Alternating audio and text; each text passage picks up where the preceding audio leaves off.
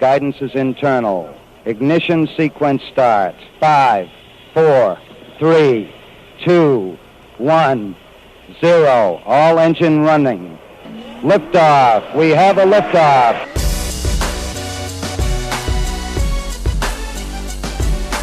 Permission to board. Permission to come aboard. Permission to board. Permission to bring me aboard. Permission to come aboard. Welcome to the Permission Granted podcast. Here's D.A. All right, welcome inside the freshest episode of the Permission Granted podcast, everybody. D.A. here, and coming up a little bit later on, Matarese is going to join me. And how about this blast from the past? Kenny Brock's Locks, coming on through and sounds like he's firing off on the new guy, which, of course, he would do because that's who Brock is. But before we get to all of that, very funny guy here joining us on the show, a comedian that you've seen on Comedy Central, also on Chelsea lately. He's been on with David Letterman. He's been doing a ton of late night stuff, and he's a big sports fan as well. So it's good to have him here on the show. Joe Matarese joining us here on the Permission Granted podcast. Joe, how are you? I'm good. Appreciate you dropping on by, bud. Thanks for having me, and I guess you're going to want to talk football. Well, I mean, that's what I'm guessing. I was going to just talk to you about your career and everything, but if you want to talk football, that works really well for us. No, sure. I would love you to ask me questions about my career, and then we can work into some football if you want, because it's probably going to come up when you find out where I'm from. Well, no problem. We will dig into that coming up here in a little bit, because I did see that you were tweeting about Tony Romo and the meltdown by the Giants the other night, so I'm sure that this will come up in conversation. But what's interesting is that your podcast, Fixing Joe, kind of turns the tables a little bit. There's all these self-help radio shows across the nation, and your podcast kind of flips it. You're asking all of your friends for help for yourself on your life, on your relationships. What was the genesis of that? It's funny because I would say the genesis was when podcasts weren't really happening. They didn't really exist yet. And if they did, maybe, like 2 people in the world had a podcast. But I always had this sitcom idea where I would play a guy who was like Frasier, but my radio show was a flip of self-help, where my listeners call in and help me. And it started with just like a joke in my act where I used to say I'm so narcissistic that I want to have my own radio show where people help me, and like that would get a laugh. I think I ad-libbed it, and I saw the people laughed, and I was like, oh, I guess that's kind of funny. And then I remember a couple of comedians coming up to me going, that could be a radio show. And then I remember doing something in Montreal at the Montreal Comedy Festival where I was pitching this show idea, a different show idea, in front of network executives. It was this thing they called Just for Pitching that they used to do at the Montreal Comedy Festival. And they put an audience in front of you, and then there would be all these network execs, and they would basically shoot down your idea in a funny way. And I had pitched this other idea, but there was a line in my pitch that said, I'm so neurotic and narcissistic, I want to have a radio show where people help me. And someone from ABC Television came up to me afterwards and said, I didn't really like the idea that you were pitching. He goes, but that one line resonated with me. He goes, that line about you wanting to be helped by your listeners, he goes, I could see that being a television show. And I got close to getting something with ABC on the whole idea, but it never happened. But then everybody started doing these podcasts, and I was like, wow, this is an opportunity to see if this idea even has legs, not even as a television show, but as a real radio kind of thing. Well, comedy and the entertainment world filled with dysfunctional people that came from dysfunctional backgrounds, and a lot of people say that's the source of so much good comedy. So do you feel like you've got a deep enough reservoir of dysfunction for what would have to be, if you were going to do a TV show about this? I mean, because the competition out there for dysfunctional comedians, very, very deep out there. Well, here's the thing, like what I've realized doing a podcast, because I always thought this is a great way to experiment, and I've been doing it, God, what am I at? I'm at like 237 episodes of this thing. And what it starts to happen is they don't have to be crazy problems. Like, they could be minimal, and now everybody relates.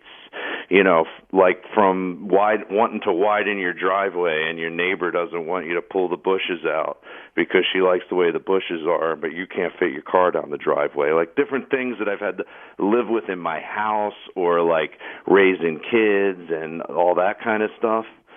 So, like, they become just, you know, little things in life, like that probably, it's just a new way. Like Seinfeld did an observational version of life on a show. Like, I wanted to do a guy that is taking observations in his own life, but he's spitting it out to his listeners, and they call in, and, you know, having regular callers, you know, that you never really get to see. Like, I used to like that about the Frasier when he had that show. Like, he would have the regular callers.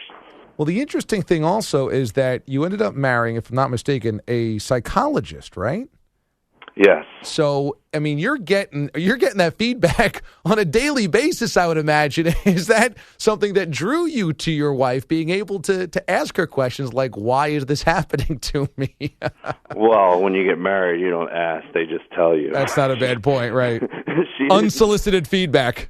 Yeah, I mean, there were times, and I had a web series called Fixing Joe that somebody paid me to do that was 13 episodes long. Yeah. So you can kind of see the idea that we're talking about here in an acted out non-radio version. And in that, I'm not really a broadcaster doing radio. I'm more like a blogger who's talking into a YouTube camera, you know, and asking advice right into the camera for people that are listening, or that's how it looks. But, I mean, a lot of my wife is, you know, there's even an episode in there. I mean, she was ready to divorce me before I was on an antidepressant and anti-anxiety medication, because I would snap to such a high level, and I'm like this happy-go-lucky guy, so it was like this switch used to just click. And my friends used to say, "You jeckled." That's what they used to call it, because I would just jekyll. Yeah. My whole face and tone would just change, and it was crazy. I would get fired from my stand-up gigs because if someone heckled me, I would just bury them to the point where they would either have to fight me or leave. I would just kill them. And there was always some people that loved it, so it used to get confusing. I'm like, well, maybe this is my hook. Maybe this is my way in. They love this stuff. And I'm like, well, I'm getting fired, so that can't be good. Well, one of the most viewed videos you have, one of the most popular videos you have online is when you kind of take on all of these hecklers. I think it was at a club in Michigan. And, it was in Detroit. Yeah, and you just are welcoming it, and it's killing. I mean, everybody is loving it, but it almost feeds the crowd, and I don't know if people wanted to get slaughtered by you or if you were just feeding off of that, but could that get a little dangerous for you? Because if everybody's coming after you and you are just crushing them and you're kind of feeding off of it, I would imagine it could spiral out of control a little bit and become the entire act. Well, yeah. Well, that night was actually a little more of a funny version of it. Yeah. There were other nights where they'd have to escort me to my car out a back entrance because they would be guys waiting to kick my ass out front. Wow. Yeah, because I would just humiliate people, and I would just go at them. And like I said, comedians, they thought it was hilarious. I mean, they would just be egging it on, because nothing a comedian likes more is to watch something that's, okay, this isn't his act. Like something real's happening now. Yeah. You know, and this is crazy. And I had even thought that I was going to turn it into something where it could be my hook. I was like, I'm going to bring a chalkboard on stage, and I'm going to start fights with people, and I'm going to keep track. And that's going to be my thing. And my first guest on my podcast, Fixing Joe, was Bill Burr, who has another, you know, even more famous heckler video where he's in Philadelphia, and he's getting booed, and he just keeps coming at them. I'm sure it probably has 10 million hits by now. And so I brought him on to the first podcast to ask advice. Should I make this my act? And he was just like, dude, you want to go argue with people every week? You'll be miserable. You don't want that. He's like, no, that's a terrible idea. And it made for a good podcast, you know. It's funny. I wish I could get Bill Burr on now. He's a big deal now. When you were younger, growing up, did you have a short fuse as well? Did you always want to kind of take on the bully in the schoolyard? That's I don't know. It's funny when you ask that. It's like something happened in comedy more where it made the fuse short. I don't know. There was something about being on stage and I and then someone trying to take my moment away, or someone said "you suck" out loud. I mean, I just couldn't handle it. But there was I didn't get in a million fights growing up. I was never that guy. My brother had more of a short fuse with like people like that, And I played a lot of sports, so it's fun. You're making my memory go, because there was a time I can remember getting kicked out of like a Pop Warner football game. I remember pushing a guy over top of a pile and him just falling backwards and smashing himself on the ground and being kicked out of the game as my parents were arriving. The perfect entrance for mom and dad to come see little Joe play football. So I guess it was there, and like I said, like my wife noticing it in our marriage. There was a time where I was trying to put gasoline in the gas tank, and my car had run out of gas in front of her mom's house, and I couldn't get the nozzle to go in the gas tank, and it starts spilling all down the side of the car, and I'm just yelling the F word at the top of my lungs, and my wife comes running out. She's like, my mom lives, what are you doing? Like, my mom lives here. This is where I grew up. I know everyone on this street. You can't do this. You have a problem. So that would happen a lot. You have a problem. That's what she would say. I used to date girls before the psychologist wife that I have now that I was the guy that had less problems. I used to date girls that were, nuts. Total mess. Yeah, so like all of a sudden I was like, oh my God, I'm the nut in this relationship. But that's why it worked. Well, you're a big sports fan, I know, because you tweet about it and a bunch of your podcasts are about it. You were just you were talking about not long ago about the Eagles on Monday night and that loss against the Atlanta Falcons. So do you have a short fuse when it comes to sports as well? That's a nice segue. I like when I don't know, this interview, it's stemming stuff that I don't usually talk about. That's good. There was a time, and your listeners, I'm sure, are big sports fans, so you remember the Eagles comeback against the Giants. I don't know how many years ago that was, where they got, I think it was 28 points in like 8 minutes. The Deshaun Jackson game, yeah. Yeah, the Deshaun Jackson run back. Yeah. My son's 7 now, so I don't know how many years ago that was. I'm guessing 4 years ago? Maybe a little bit longer, maybe five or so. 5 years ago? Well, yeah. Maybe my son was 2. So we're in the living room watching the game, and as you remember, there's a moment where they show the replay, and it shows that Andy Reid should throw the red flag because he'll win. They're showing the play. So I'm going, throw the flag, and they're zooming in on his hand, and the red flag's hanging out of his pocket, and then he doesn't throw it. And I just yell, what the f***, like at the top of my lungs, throw it. Like, I think I'm making it worse. I think I said the F word once, but very loud. Sure. And that was another time where my wife just looks at me and she goes, you have a problem. Get out of the house. I don't even want you to watch the rest of the game here. And now this is the beginning of that comeback. So I'm like, are you serious? Like, I'm not leaving the house. I'll go down the basement, and we didn't have a finished basement. Like, it was like a cellar. Okay. And I'm not lying. I think we had a 5-inch television above like a treadmill in the cellar. All right. And I watched the entire comeback, and I'm quietly just pumping my fist. I can't even say yeah, like as it's unfolding. And it reminded me of, this is another sports quote, but Kurt Russell, when he plays Herb Brooks in that movie Miracle, right? And Herb Brooks wins beats the Russians, and then he goes into the locker room and just quietly pumps his fist. Like, yep. That's his only expression. Yep. That's what I was doing for 8 minutes, just going, yes.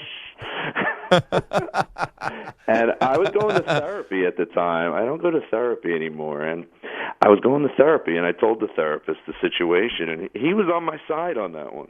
He was like, there's nothing wrong with like, you're passionate, you're watching a game, you curse. It's not like you're some maniac, like I was cursing like for an hour straight. Like, and I said the F word once, during a football game, and he thought it was my wife overreacted. But Joe, let me make you feel better. If you were sitting at Lincoln Financial Field watching the Eagles or watching the Giants that day at Giant Stadium or whatever, and you only dropped one F-bomb, you'd be the most sane guy in that entire building. I mean, you'd be up for Humanitarian of the Year award.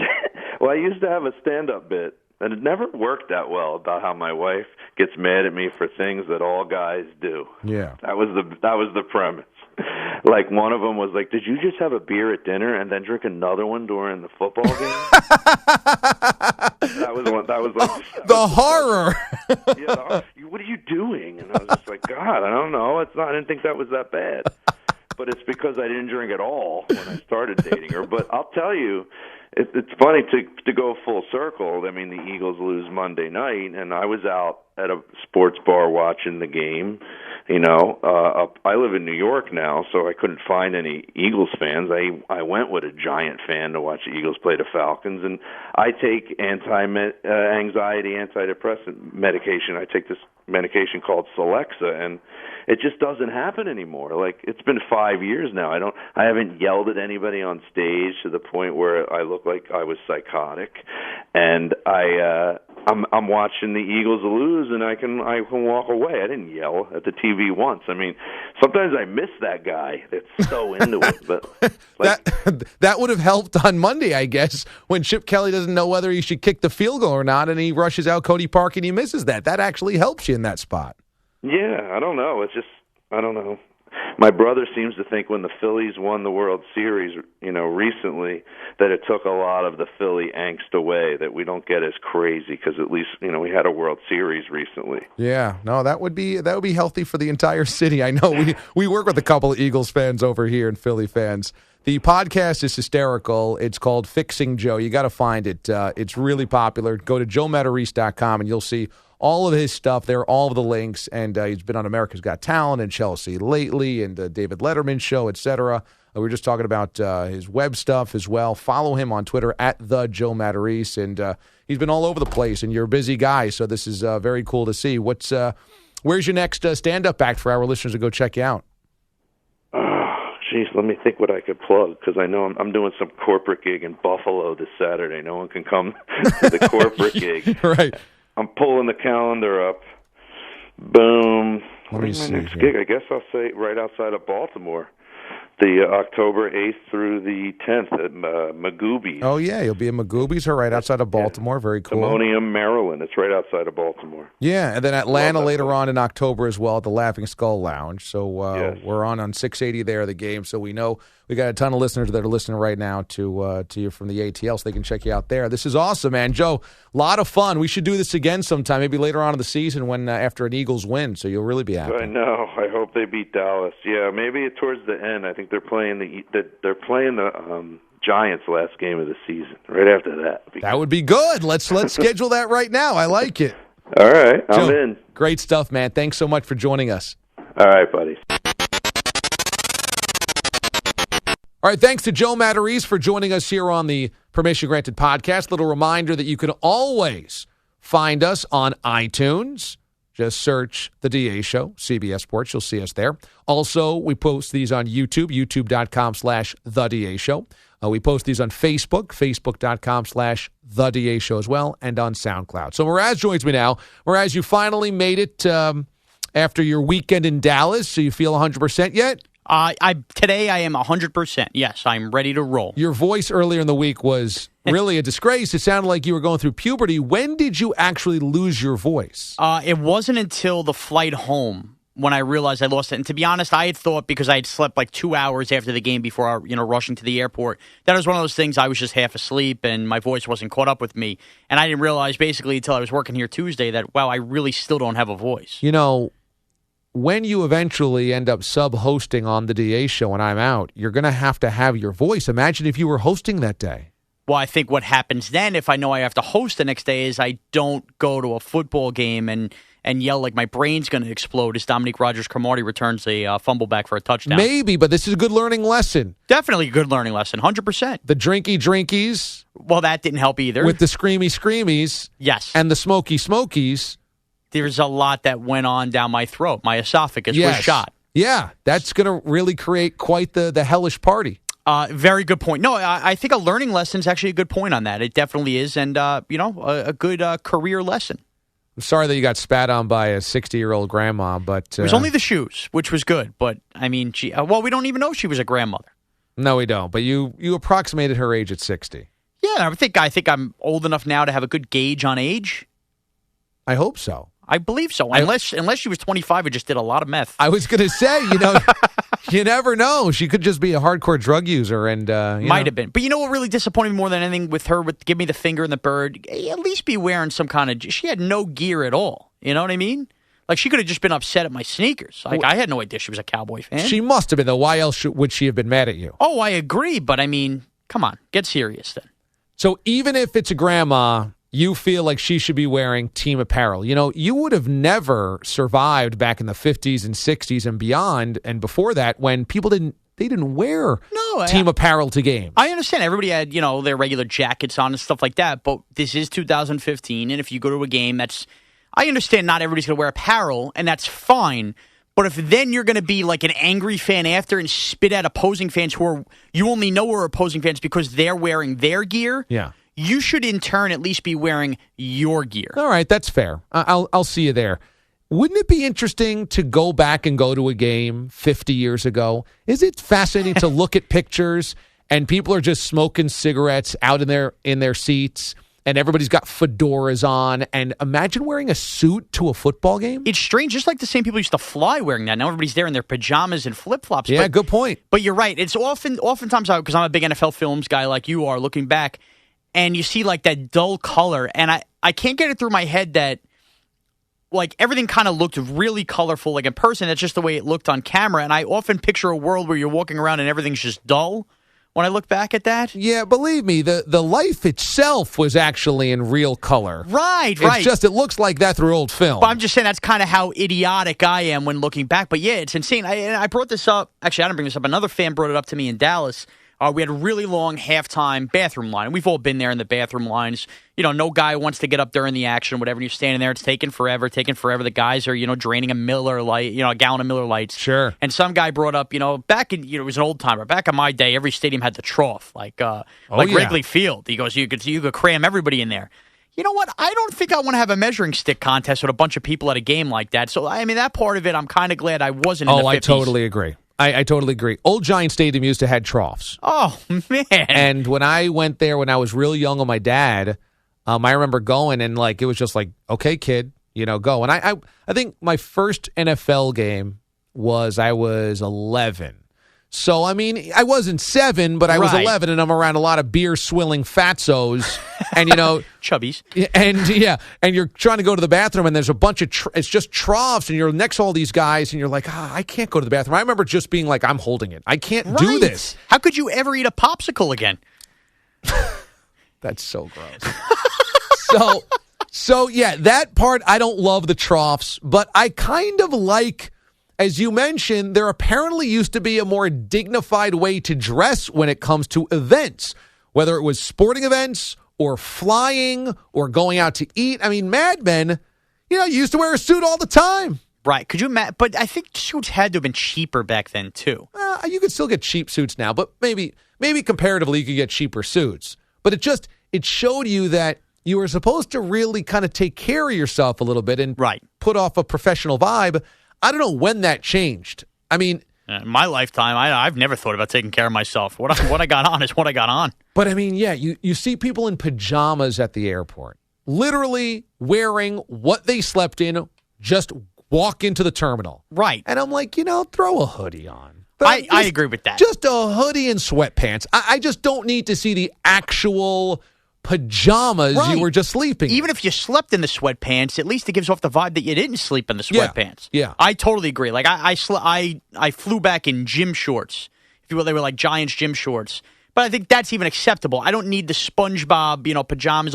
There was even a dude when I flew to St. Thomas that was wearing like these water socks as shoes onto the plane. What are water socks? I think it's like, or maybe water shoes, but they look like socks, and they like individually wrap every single toe. Oh, yeah. But that's for like climbing. Yeah, it creeped me out. Like I'm looking at this guy's toes inside, velvet or whatever they're in.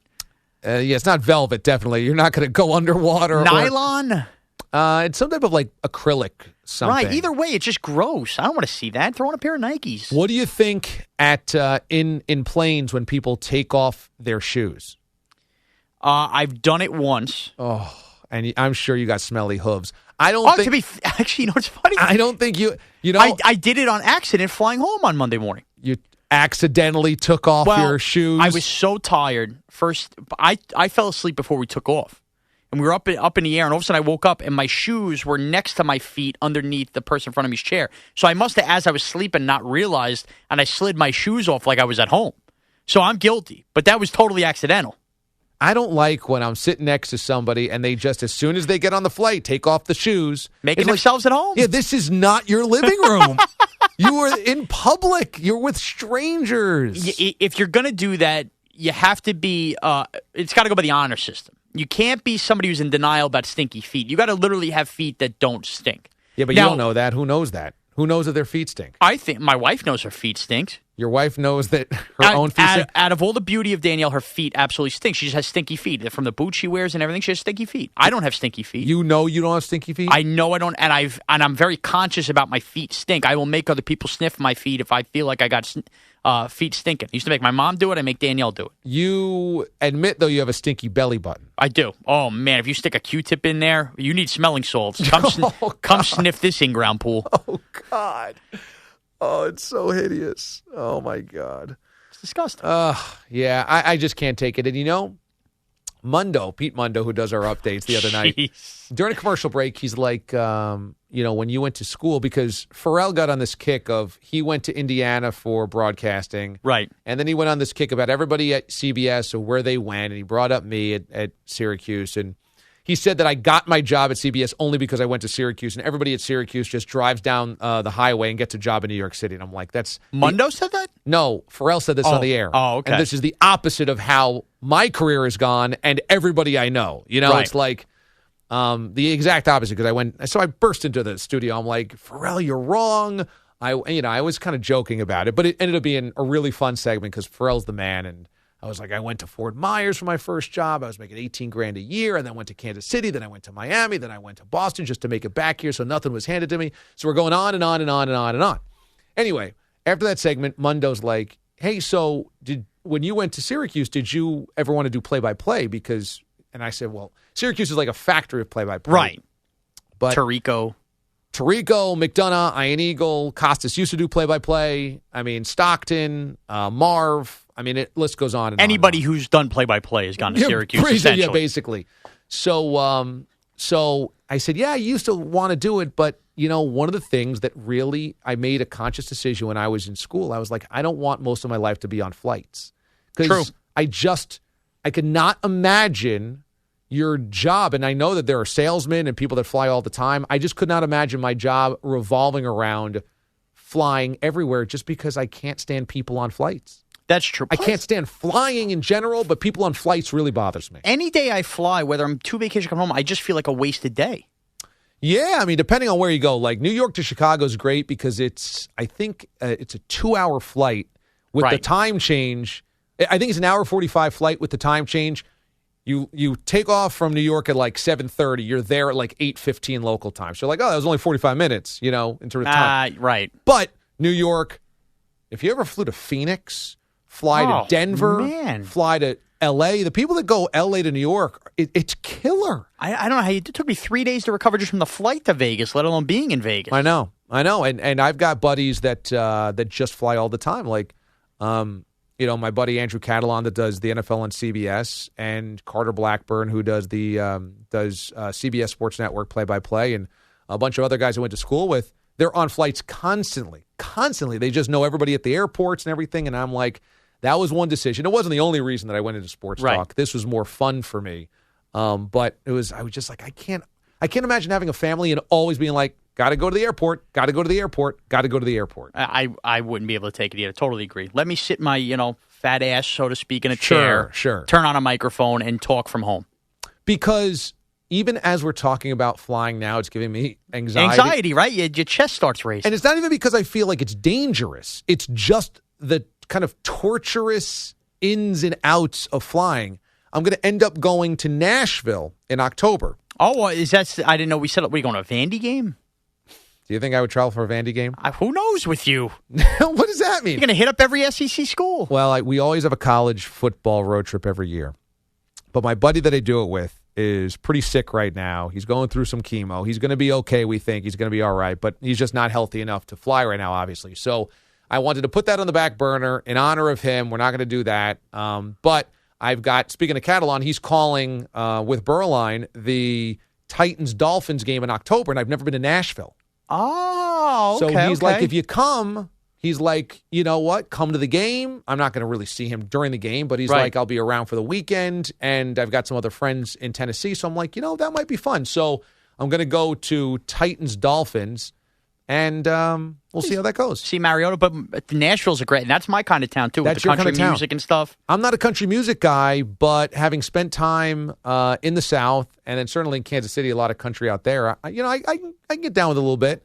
So I'm excited about that. But even us talking about flying now gives you anxiety. It's like that's not a month away, and I got to worry about people wearing pajamas, stinky feet, cramped up hooves, stinky hooves. I would relax. I think you'll have a good trip. I'm sure I will. I've never been to Nashville. I think you'll have a good time. That's on the bucket list. Everybody says it's just the best town ever. I got to check it out. And especially after seeing Texas, that kind of country-ish, way of life, I'm into it. Maraz, I think you would do well in the South. I think so, too. So, yeah, it should be a good time, Maraz. I think you do well in the South. I think that's a good jumping off point for the next podcast. Would Maraz do well living and working and breathing in the South? Coming up here next, Part B of the Permission Granted podcast. I heard we have a blast from the past. Little Kenny Brock on the Wheels of Steel coming back. All right, welcome into Side B of the Permission Granted podcast. I am the executive producer of the DA Show, Sean Mraz, not joined by a current associate producer of the DA Show. Instead, a former associate producer of the DA Show. We welcome back to the Permission Granted podcast, the great Kenny Brock. Kenny, how are you? Mraz, what's going on, brother? I'm doing well. I'm very happy you could join us, as I definitely wanted to talk to you as we're still early in the college football season, mainly right off the bat that James Ward has hopped in here and kind of taken your mantle, if you will, as the college football guy and the guy who picks college football games on the DA Show.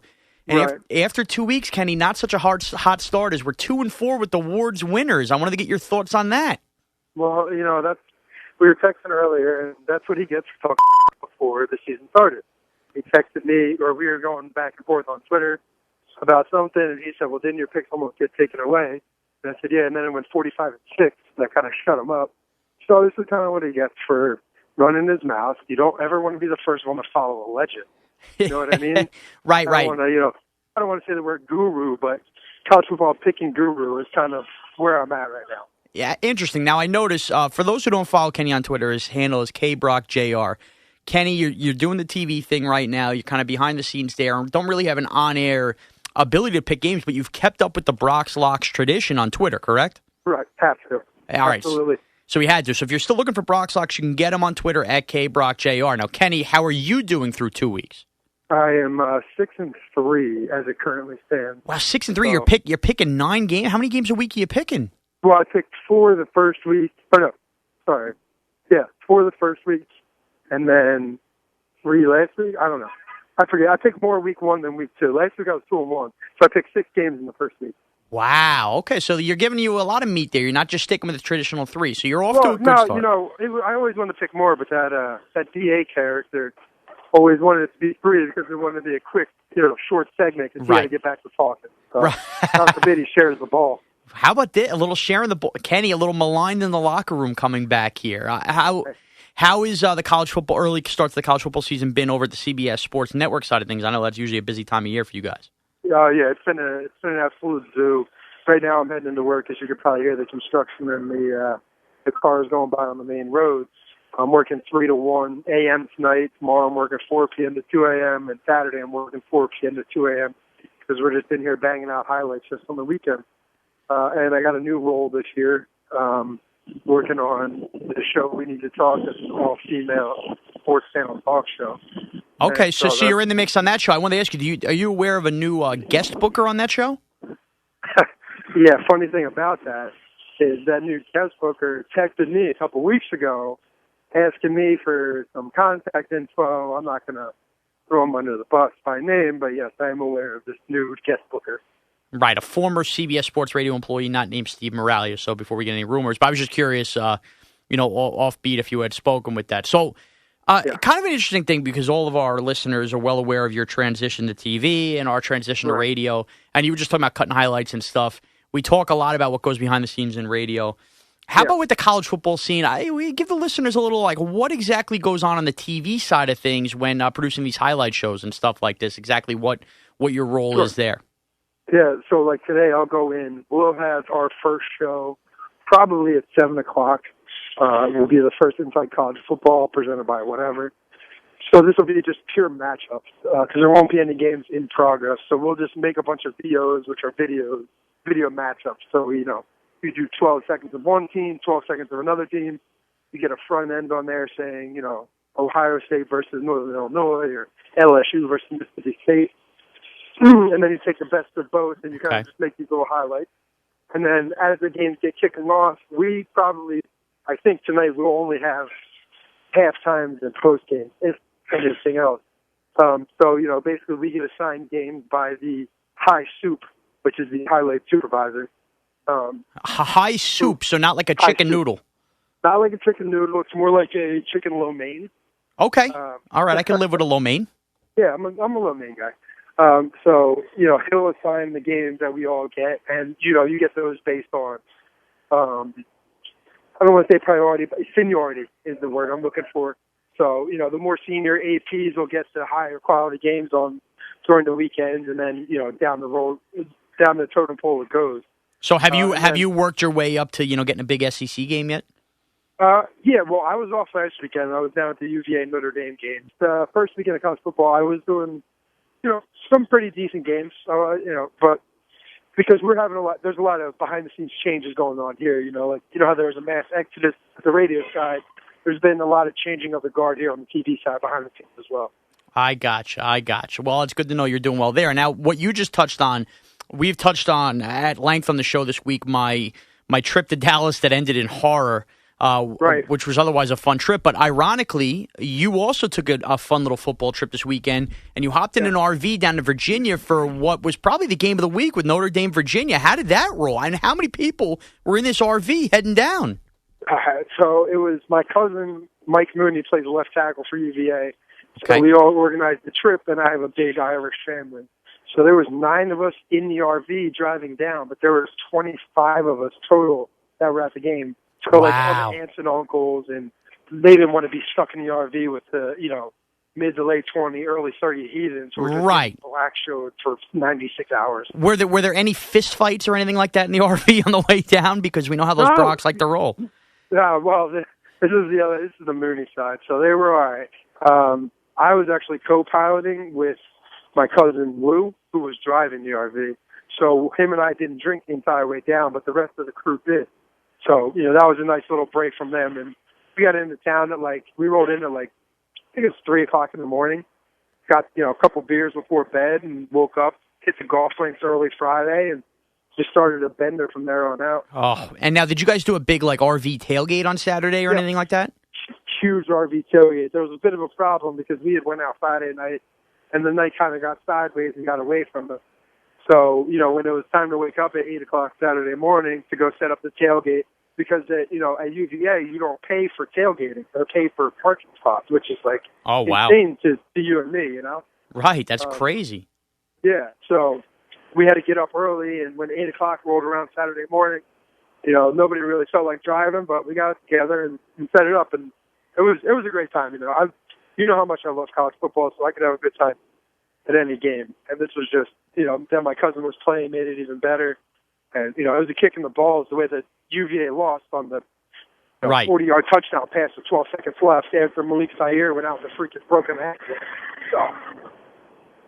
As we hope Kenny's tough. all right. Okay, we thought maybe a bus was passing you just now. Yeah, I'm on the sidewalk. I'm done walking. I'm standing outside my offices in West Midtown now. So no buses will be hitting me, unlike Mike Samter a couple months ago. Well, with that, obviously, I went through the exact opposite. Well, I guess similar, because you're rooting for Virginia, I'm rooting for the Giants. The horror this weekend, and a way a game ends, which is just insane. But as far as the stadium goes, like Dallas, the Cowboy fans that were left and didn't leave like frauds were going nuts. What was the reaction like inside that place from the Virginia fan? It was just, the meme of that fan hunched over the brick wall now has gone crazy. Right. But what was like? Could you hear a pin drop in that place, or was there a lot of Notre Dame fans? How did that work out? There was a ton of Notre Dame fans in our section. We went upper deck because some of my family said lower deck, and then some of us just said, you know what, we just want to be in the building. And ironically, we had the last two rows of the stadium, and it turned out to be the perfect vantage point because for guys like me and you, we can see the play developing. Right. Say, oh, he's running a wheel route here. Watch the double move and him doing the post corner or whatever. But up there was a ton of Notre Dame fans. So, there was almost a couple come to blows moments. This one guy. with you or with your group? With me. Oh, boy.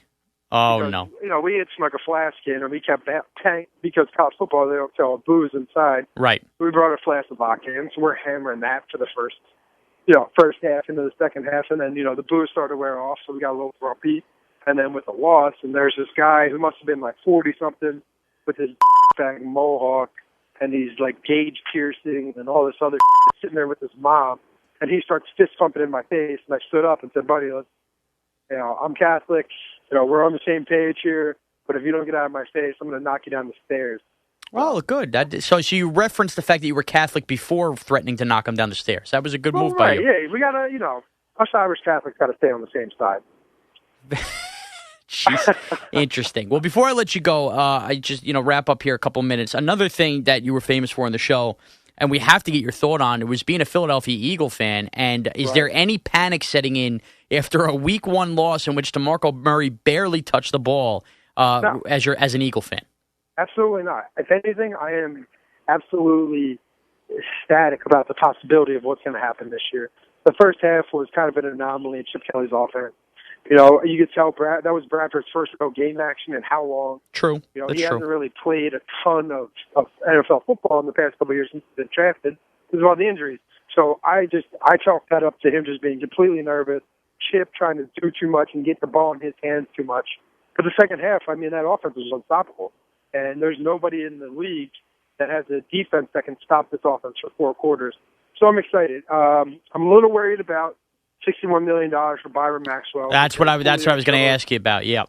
Yeah, Julio Jones made him look like he was standing still. Then again, there aren't that many Julio Joneses in the NFL. You guys don't have one. ODB isn't Julio Jones. Come on. And Victor Cruz doesn't even play. And Des Bryant's gone for basically, till end of November, so I don't have to sweat him. And the Redskins, come on. Yeah, let's be serious here. So, no, I'm not sweating it. I'm excited about the rest of the year.